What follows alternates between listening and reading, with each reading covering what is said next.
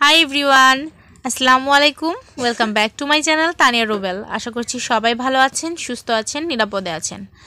আলহামদুলিল্লাহ, আল্লাহ তাআলার অশেষ রহমতে আমরা সবাই ভালো আছি, সুস্থ আছি। তো আবারও একটি নতুন ব্লগ আপনাদের সাথে শেয়ার করছি। আশা করি ব্লগটি ভালো লাগবে।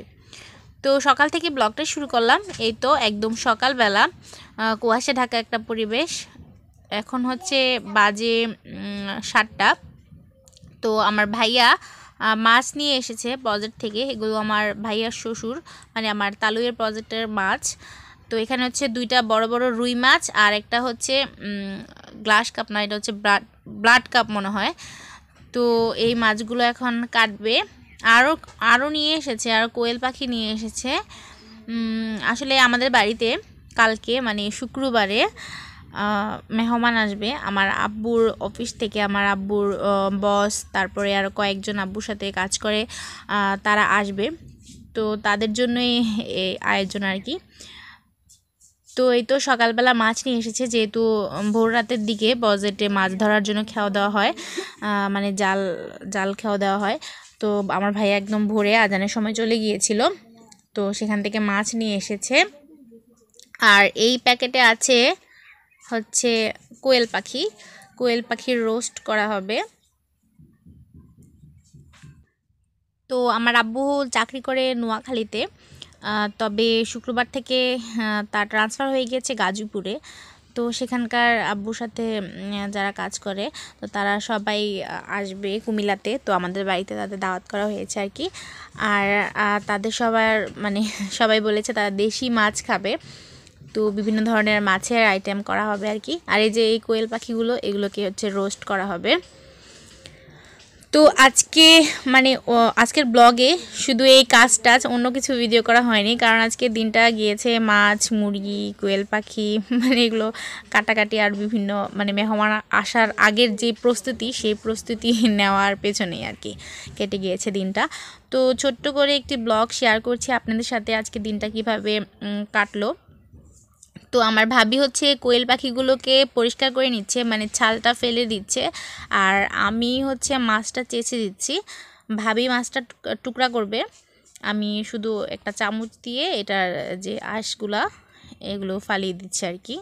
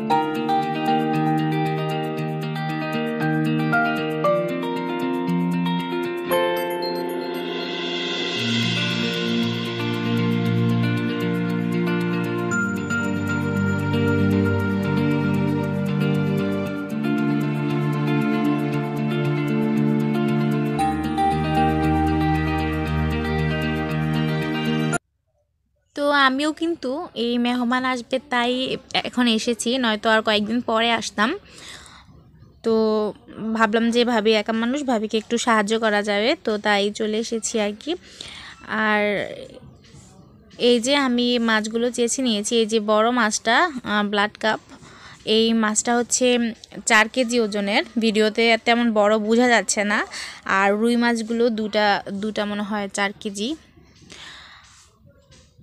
তো আমি এত বড় মাছ কাটতে পারি না, তাই এগুলোকে একটু চেঁচে দিচ্ছি।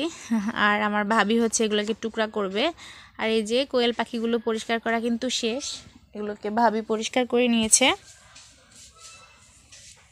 আর ওইদিকে আমাদের বিচ্ছু বাহিনী, এই যে আনিকা আর রিহান উঠানে খেলছে, আর আমরা হচ্ছে উঠানে কাজ করছি। তো আচ্ছা, ভিডিওর মাঝখানে একটা কথা বলে নিচ্ছি। যেটা পুরনো কথা সবসময় বলি, যদি ভিডিওটি ভালো লাগে তাহলে কিন্তু অবশ্যই লাইক দিবেন, কমেন্টে জানাবেন, আর আমার চ্যানেলটিকে সাবস্ক্রাইব করে পাশে থাকবেন। আর যারা আমার চ্যানেলটিকে সাবস্ক্রাইব করেছেন তাদেরকে অসংখ্য অসংখ্য ধন্যবাদ। আর ইদানিং আমার কিছু নতুন সাবস্ক্রাইবার আসছে, তো যারা মানে একদমই কি বলবো সাধারণ ভিউয়ার্স আর কি, যাদের ইউটিউবে চ্যানেল নেই। তো আলহামদুলিল্লাহ এটা একটা শুভ লক্ষণ বলে মনে হয়। আর এই তো এরপরে মাছ টাছ কাটা শেষ, এটা হচ্ছে প্রায় 10টার দিকে। এখন হচ্ছে হাঁস বাছা হবে, তো ভাবি গরম পানি বসিয়েছে বাইরে মাটির চুলাতে, আর আমি আমার ফুফাতো বোন রুমি আমরা হচ্ছে হাঁস বাছছি। তো এখানে 2টা হাঁস বাছছি, আর একটা হচ্ছে বাছা হয়ে গিয়েছে, আমার ভাবি বেছে দিয়েছে। তো এগুলোকে বেছে নেব। আসলে মেহমান আসার আগে প্রচুর প্রচুর কাজ থাকে, তো সবাই মিলে আগে থেকেই যদি এগুলো করে নেওয়া যায় তাহলে আসলে রান্নাবান্নার দিন মানে যেদিন মেহমান আসবে সেদিন অনেকটা এগিয়ে থাকে। তো আমরা একদিন আগে থেকে আসলে সব কিছু করে তারপরে রেডি করে রাখছি আর কি, যেহেতু শুক্রবারে মেহমান আসবে, তো শুক্রবারটা রান্নাবান্নার কাজে ব্যস্ত থাকতে হবে। তো তারপরে হাঁস বাছতে বাছতে আবার আমার ভাইয়া আবার কিছু মাছ নিয়ে এসেছে, মানে যেহেতু তাদেরকে দেশি মাছ খাওয়ানো হবে, তো তাই এখানে হয়েছে কই মাছ আর একটা বড় শোল মাছ নিয়ে এসেছে ভাইয়া। কিন্তু এই যে এখানে হচ্ছে একটা মাগুর মাছ, এর আগেও শিং মাছ তারপরে হচ্ছে শোল মাছ আরও এনেছে, ওগুলো কেটে ফ্রিজে রাখা হয়ে গিয়েছে অলরেডি, আগে নিয়ে এসেছিল আর কি। তো তারপরে আবার কিছু মাছ লাগবে, তাই আরও কিছু মাছ নিয়ে আসলো।